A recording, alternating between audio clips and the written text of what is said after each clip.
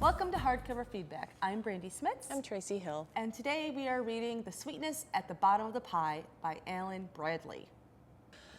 It is the summer of 1950, and a series of inexplicable events has struck Buckshaw, the decaying English mansion 11-year-old Flavia calls home. A dead bird is found on the doorstep, a postage stamp bizarrely pinned to its beak. Hours later, Flavia finds a man lying in the cucumber patch and watches him as he takes a dying breath. For Flavia, who is both appalled and delighted, life begins when murder comes to Buckshaw, and it is up to her to solve the crime.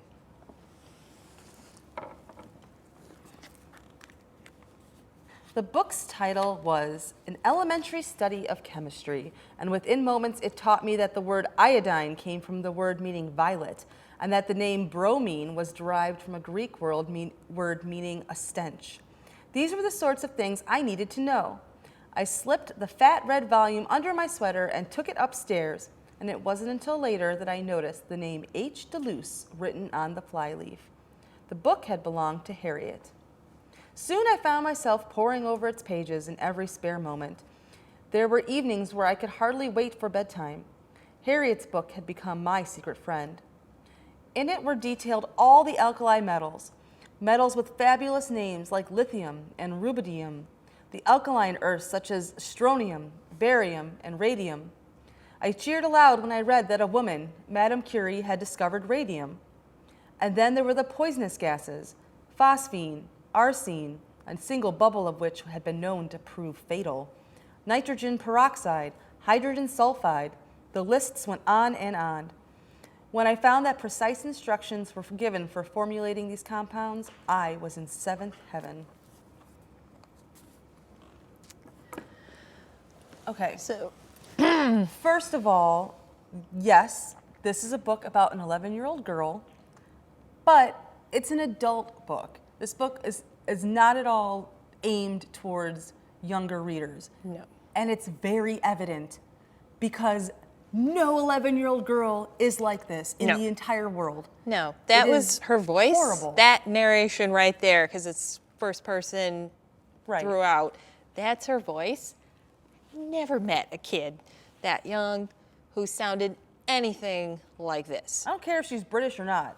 And that Or sometimes back then, no. No, it's just, it's just- no.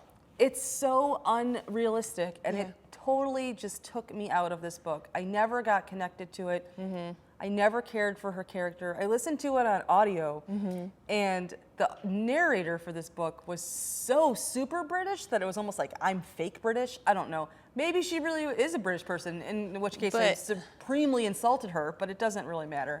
But I read the print, and so could hear the voice in my mind while I'm reading it, and still, this is not the vocabulary, this is not the perspective of someone that young, boy or girl. No. Just does not sound like that young a person, even if it's Britain, even if it's 1950, just does not ring true. No, and like it goes along with the other issues that we had with the characterization of characters in this book. Yeah.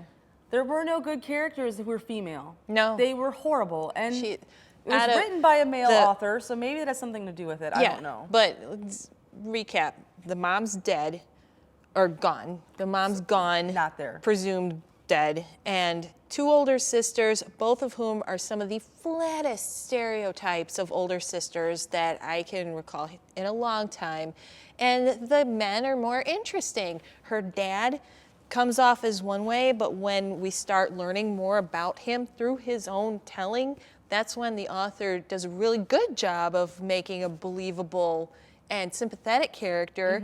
And then there's their Dogger. groundsman, Yeah, who's Dogger. wonderful. Like, he comes off as being so daffy, and like he's off somehow, but he's a lot smarter than people think he is, and he's quite intelligent and canny, and he seems realistic. Right. He seems like a fully realized character, but they're both male. And it's also important to note that this book is way too long. Oh, yeah.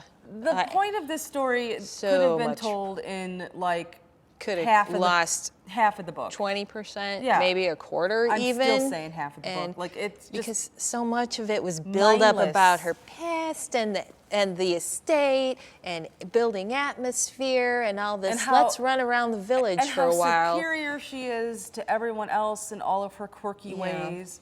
Ugh. There was nothing about this that was genuine. There was nothing about this that was interesting. There's a murder. I read the book. I still don't even remember what happened because I don't either. think I actually figured it out. There was a guy, and there was a history, and there was a stamp, Yeah. and That part was fairly interesting, but really, did we have to go through all these layers of this narrator and then the layers of description to get to that part? No, I don't think we had to. And I did not find her especially compelling as a detective. I didn't think she was that great. And why would she be? She's 11 years old. But I mean, you could make it. You can make it better. Work. Yeah. But I feel like we were supposed to just accept the fact that she was an extraordinary, intelligent 11-year-old So of who liked course science she'd figure and this out poisons. eventually. So And, fortunately, the dead man was poisoned. Otherwise, I mean, she couldn't have helped. I mean, if he was like Right, if stabbed he'd with a been knife, then it'd be like beat oh, up or man, something. I'm Yeah. not good at knives. No, I'm it's good at like chemistry. rules out bludgeoning, ballistics, and all kinds of other things. But it happened to be poison, so she's right on the spot. We Lame. didn't like it. No. So I mean. So you were generous, I think. I know. You were kind of nice about it I guess I gave it 'Cause 2 stars, but I mean, for a degree of difficulty. I don't know why I'm or giving why. it 2 stars. I really, Because I didn't give him that much credit. I gave him 1.5 just because. I don't know. They don't bite off so much. Go hang out with some 11-year-olds, Yeah. then write a book. I mean, at least talk to some for Yeah. a little bit. Like, just go buy him an ice cream cone. I don't know. But Yeah. That find advice out- is free. Yeah. So just there you go. If you want to write a book and you want to have an 11-year-old protagonist who's super good at science, go find one and talk to her. listen to some kids. Just do that for yourself. So, there you go. Yeah. Some free advice today, too. Today we discussed the sweetness at the bottom of the pie. I gave it 2 stars, and Tracy gave it, 1.5. and we will see you next time.